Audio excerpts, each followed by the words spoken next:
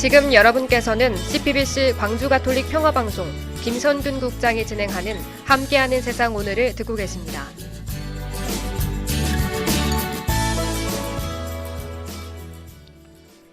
네, 영국 옥스퍼드대 부설 로이터 저널리즘 연구소가 최근 발간한 디지털 뉴스 리포트 2023을 보면은요, 우리나라의 뉴스 전반에 대한 신뢰도 28%로 아시아 태평양 국가 가운데 하위권입니다. 오늘 미디어 비평에서는 이 보도와 관련해서 광주전남 민원연의 문병훈 고문님과 함께 짚어보겠습니다. 고문님 안녕하십니까? 안녕하세요. 자, 한국의 뉴스 전반에 대한 신뢰도 28%에 지금 그쳤는데 아시아 태평양 국가 가운데 가장 낮은 기록이라고요? 어떻습니까? 말씀하신 대로 전반적으로 뉴스를 신뢰한다는 한국 국민은 10명 중에 3명에도 미치지 못하는 것으로 나타났습니다. 작년보다 2%포인트 하락한 수치인데요. 아시아 태평양 지역에서도 태국이 51%로 가장 높은 신뢰도를 보였고요. 그다음에 일본, 말레이시아, 한국 순입니다. 네. 자, 이 국내 주요 매체를 대상으로 한 브랜드 신뢰도 조사도 이루어졌다고 들었습니다. 어떻게 나왔습니까? 브랜드 신뢰도 조사에서는요. MBC가 58%로 가장 높았고 KBS, YTN 그리고 신문 중에서는 한겨레 40%, 경향신문 37% 순이었습니다.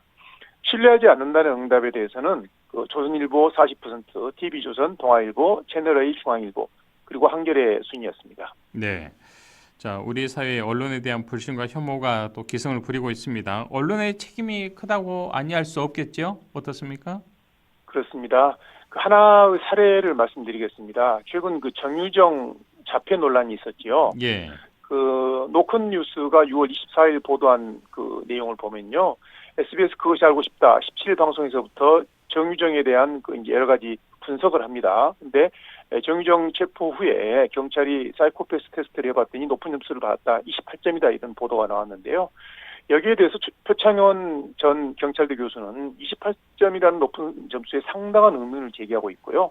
그리고 박지선 교수도 일면식 없는 사람을 찾아가 죽이는 행동에 합리적인 설명이 있을 수가 없다. 그렇기 때문에 사람들은 날 때부터 정유정은 사이코패스다. 이렇게 단정 지어야 두려움을 덜 느낀다면서 정유정과 사이코패스를 연결짓는데 브레이크를 걸고 있습니다. 예. 또 방송 후반부에는 한 정신과 전문의가 나와서 정유정이 자폐를 의심하면서 그 발언이 굉장히 주목을 받았거든요. 하지만 이렇다는 근거는 제시되지 않았습니다. 끝까지.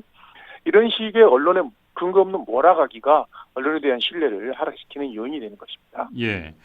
자, 우리 한국 언론이 지나친 속보 경쟁에 매몰되어 있는 것도 오보를 만들게 하는 하나의 단초가 되고 있는데 그런 이유가 되지 않겠습니까?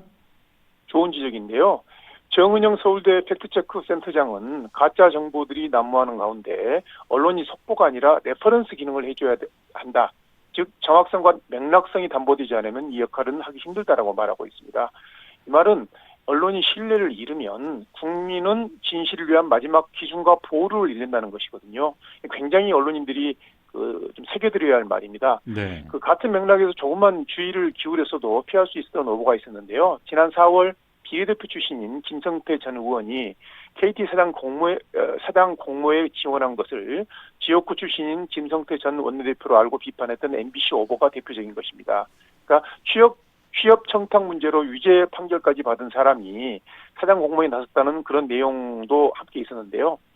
매출액 1조 4천억 대에 거대 언론사가 해서는 안 될 수준의 오보였고요. 공영방송 보도에 대한 신뢰를 의심하게 하는 사건이었습니다. 네. 자, 그런가 하면 지난 4월 사망한 서세원 씨 관련 가짜 뉴스를 만들어서 유포한 유튜버가 무려 4억 원 이상의 수익을 좀 벌어들인 사건, 이 거짓말을 가지고 돈벌이 수단으로 악용한 대표적인 사례, 우리 사회에 좀 부끄러운 현 주소가 아닌가 싶은데요. 어떻습니까? 유튜버 A씨는 4월 20일부터 5월 9일까지 21일 동안 서세원 관련 영상 25개를 유튜브 채널에 올렸는데요. 그렇게 해서 무려 1,900만 건의 조회수를 기록했습니다. 서세원 사망 초기에는 서세원이 남긴 유산이 10조 원에 이른다는 내용이 올라왔는데 더욱더 황당한 내용은 유언장 관련 부분입니다. 갑작스럽게 쇼크가 사망한 것으로 알려진 상황에서 유튜브 A는 존재하지도 않은 유언자 내용으로 각종 영상을 만들었기 때문입니다. 예. 이렇게 거듭 서세원 관련 가짜 뉴스를 양산한 유튜버 A씨는 4억 원 이상의 엄청난 수익을 올렸다고 합니다. 네. 자, 고문님, 그렇다면 정말 이렇게 망가지고 있는 언론 신뢰 회복을 위한 가장 중요한 대안이라면 어떤 게 있을까요? 저는 언론이 해야 할 가장 시급한 숙제는 크게 두 가지라고 보는데요. 첫째는 가차없는 가짜 정보 근절입니다. 언론이 조회수 늘리기를 위해서 가짜 정보 또는 확인하지 않은 정보의 유혹에 넘어가면 국민은 언론을 더 이상 신뢰하지 않습니다. 둘째는 언론이 왜곡, 혐오, 편가르기 등을 거부하는 자정 능력을 키워야 된다는 것인데요.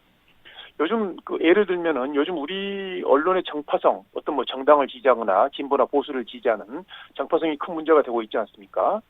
근데 정치적으로 어느 진영을 지지하는 것은 언론사의 자유입니다. 그건 언론 자유에 해당하는 것이니까요. 하지만 그 지지의 근거를 가짜 정보에서 찾거나 정당한 주장을 넘어서 상대 진영에 대한 혐오나 편가르기를 한다면은 이는 비판받아 마땅하다고 생각합니다.